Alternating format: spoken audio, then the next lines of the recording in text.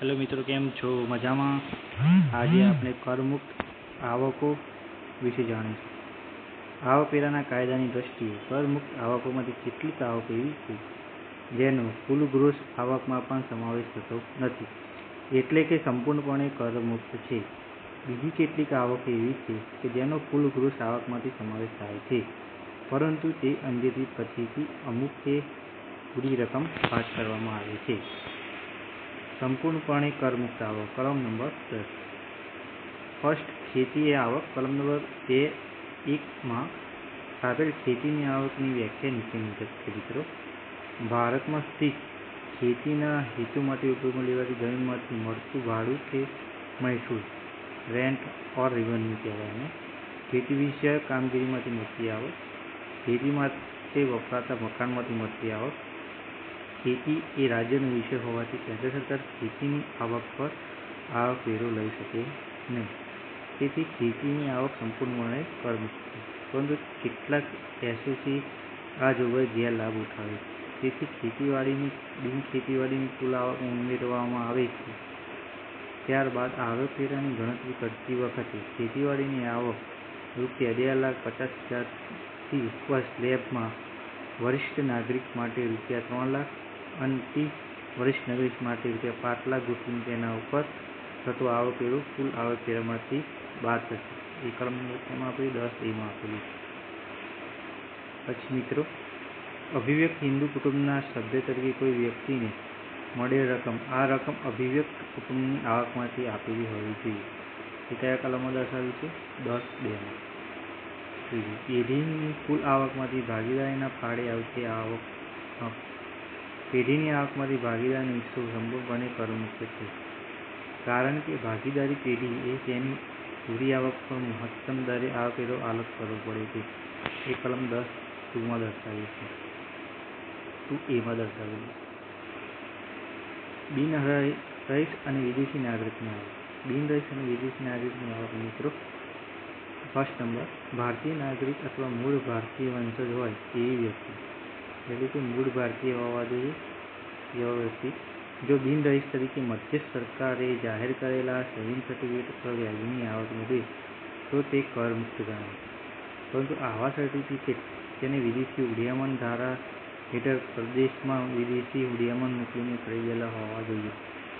ભારતની કોઈપણ બેંકમાં 1999 ફોરેન એક્સચેન્જ મેનેજમેન્ટ એક્ટ, ફેમા જોગવાઈ હેઠળ ભારતીય નાગરિક અથવા મૂળ ભારતીય વંશજ હોય તેવી વ્યક્તિ અને બિનરહીશ ખાતા જે રકમ જમા કરાવી હોય તેના ઉપર વ્યાજ. બિનરહીશ અને વિદેશી નાગરિકની આવક. જે બિનરહીશ વ્યક્તિ ભારતીય નાગરિક હોય અથવા મૂળ ભારતીય વંશજ હોય તેની દ્રષ્ટિએ કેન્દ્ર સરકાર દ્વારા 1/6/2002 પહેલાં બહાર પાડવામાં આવેલ સેવિંગ સર્ટિફિકેટનું વ્યાજ કરમુક્ત ગણાય, પરંતુ એને આ રોકાણ 1999ના ફેમા ધારા હેઠળ કન્વર્ટેબલ વિદેશી હૂંડિયામણ દ્વારા કરેલું હોવું જોઈએ. કલમ નંબર 10(1), 4(2), 4(b) અને 4(c) માં દર્શાવેલું છે. ભારતીય કંપની દ્વારા બિનરહીશ પાસેથી રૂ. બોન્ડ્સ દ્વારા વિદેશી હૂંડિયામણની લોન લીધી હોય તો તેને પર ચૂકવવાપાત્ર વ્યાજ. 2023-24 અમલમાં આવેલ સુધારા મુજબ જો કોઈ બિનરહીશ એરક્રાફ્ટ માટે આપવાથી રોયલ મળતી હોય તે આવક.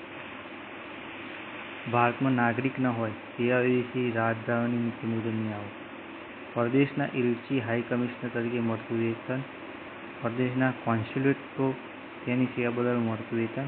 પરદેશના ટ્રેડ કમિશનર મળતું વેતન તથા ઉપર જણાવેલ અધિકારીના કર્મચારીઓને, જો તેઓ પણ તે દેશના હોય અને ભારતમાં કોઈ ધંધો ન ચલાવતા હોય, તે પડતું મળતું વેતન. કલમ નંબર 10 વિદેશ સાહસમાં કામ કરનાર કર્મચારીઓને પડતું વેતન કરમુક્ત છે, એ શરતે કે તે ભારતીય નાગરિક ન હોવો જોઈએ, તે સાહસો ભારતમાં ધંધો કે વેપાર કરતો ન હોવો જોઈએ, તે ભારતમાં 90 દિવસથી વધુ 45 વર્ષ દરમિયાન રહ્યા હોવા ન જોઈએ અને આવું મહેનતાણું માલિકની આવકમાંથી નથી મળવાપાત્ર ન હોવું જોઈએ. કલમ નંબર 10(6)(4) દર્શાવેલું છે.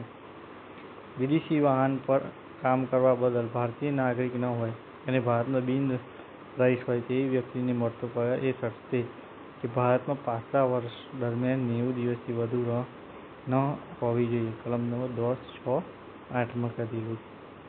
વિદેશી સરકારના તાલીમો અને ભારતમાં તેના રહેઠાણના સમય માટે ભારત સરકાર તરફથી કે કંપની તરફથી મળતું મહેનતાણું. ભારતીય નાગરિકની અમુક આવકો. કોઈપણ વ્યક્તિ ભારતીય નાગરિક કર્મચારી નીચે મુજબની આવક હોય છે. મુસાફરી રાહત (LTC).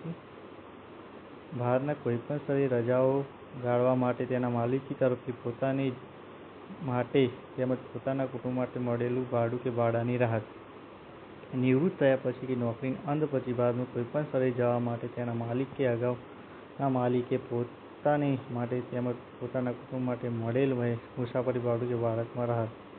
આ કરમુક્તિ માટે એકમાત્ર શરત એ છે કે આ રીતે જે ભાડું ભાડામાં રાહત મળે તેની રકમ કેન્દ્ર સરકારના કર્મચારીને મળતી આવી જે રકમ થાય તેનાથી વધવી જોઈએ નહીં.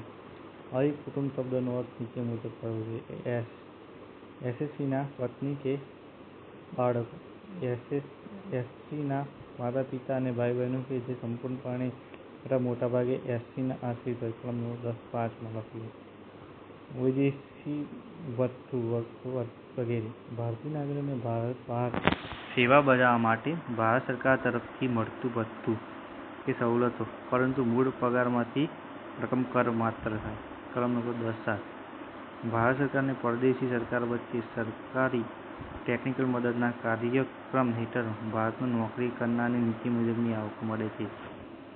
વિદેશી સરકાર તરફથી મળતું મહેનતાણું. ભારત બહાર લેણી થતી ઉપજો આવક જેના પર વિદેશી સરકારને આવકવેરો સામાજિક સલામતી ભર્યો છે. કલમ 10(8) બિનરહીત વિદેશી નાગરિક. માન્ય આંતરરાષ્ટ્રીય એજન્સીઓ સાથે કેન્દ્ર સરકારે કરેલ સમજૂતી હેઠળ કોન્સુલેટ તરીકે મળતું મહેનતાણું અને અન્ય આવકો કરમુક્ત છે.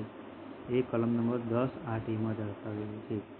ઉપર જણાવેલ વ્યક્તિએ સામે આવેલ કન્સલ્ટન્ટના કર્મચારી તથા કુટુંબના સભ્યોને ઉપર મુજબની કલમ નંબર 10(8)(b) અને 10(9) કર્મચારીને મળતી આવક. એમાં ફર્સ્ટ નંબરની ગ્રેચ્યુટીની મળતી રકમ. બિનસરકારી કર્મચારીઓને મળેલી ગ્રેચ્યુટી અંગે વધુમાં વધુ કરમુક્ત 20 લાખ છે તથા 1972ના ગ્રેચ્યુટી ચૂકવણા ધારા હેઠળ મળેલ ગ્રેચ્યુટી અંગે પણ વધુમાં વધુ કરમુક્ત રૂ20 લાખ છે. એ કલમ નંબર 10 દર્શાવેલું છે. મધ્યસ્થ સરકાર, સ્થાનિક સ્વાયત્ત સંસ્થા વગેરેના કર્મચારીઓને મળતું એકસામટું પેન્શન. ખાનગી ધંધાદારી પેઢીના કર્મચારીઓને આવી મુક્તિ નીચેની શરતોમાં મળે છે. જો એસસીને વધારામાં કોઈ ગ્રેચ્યુટી મળતી હોય તો એકત્રિત થવાને પાત્ર કુલ પેન્શનનો એકસામટી મળવાપાત્ર રકમ 1/17 ભાગ સુધી ખરેખર મળેલી પેન્શન કરમુક્ત ગણાય. અને કોઈપણ કિસ્સામાં જે આ ગ્રેચ્યુટી ન મળતી હોય એકત્રિત થવાને પાત્ર કુલ પેન્શન અંગે એકસામટી મળવાપાત્ર રકમના 1/17 ભાગ સુધી ખરેખર મળેલ એકત્રિત કરમુક્ત ગણાય. કલમ નંબર 10(10)(a) દર્શાવેલ છે. કર્મચારીઓને મળતી આવક. સરકારી કર્મચારીઓને ચડેલ હક, રજાઓ, રોકડમાં મળતો પગાર કરમુક્ત ગણાય. બિનસરકારી કર્મચારીઓને નિવૃત્તિ વખતે ચડેલ રજાઓ, અવેજ, રોકડમાં મળતો પગાર નીચે મુજબ આધીન કરમુક્ત. ખરેખર મળેલ પગાર. ખરેખર નોકરીના વર્ષ દીઠ 30 દિવસ પગાર લીધેલી રકમ. વધુમાં વધુ 10 માસનો પગાર. છેલ્લા 10 માસના સરેરાશ પગારના ધોરણને ગણીને અથવા વધુમાં વધુ 3 લાખ. આ ચારમાંથી એક રકમ ઓછી હોય તો કલમ નંબર 10(10)(a) દર્શાવ્યું છે. 1947માં ઔદ્યોગિક ઝઘડાના કાયદા હેઠળ અન્ય કોઈ વ્યક્તિ પણ આ કાયદા હેઠળ કામદારને મળતી વળતરની રકમ અમુક શરતોને આધીન વધુમાં વધુ 5 લાખ રૂપિયા મર્યાદાની કરમુક્ત ગણાય છે. કલમ નંબર 10(10)(b) ભોપાલ ગેસ દુર્ઘટનામાં પીડિત વ્યક્તિને મળેલ વળતર સંપૂર્ણ કરમુક્ત છે. કલમ 10(10)(b)(b) એ જ રીતે કોઈપણ દુર્ઘટના કોઈપણ માનવસર્જિત કારણોસર ઉદ્ભવેલ હોય તો કેન્દ્ર સરકાર, રાજ્ય સરકાર કે સ્થાનિક સ્વરાજ્યની સંસ્થા પાસે મળેલ સંપૂર્ણ કરમુક્ત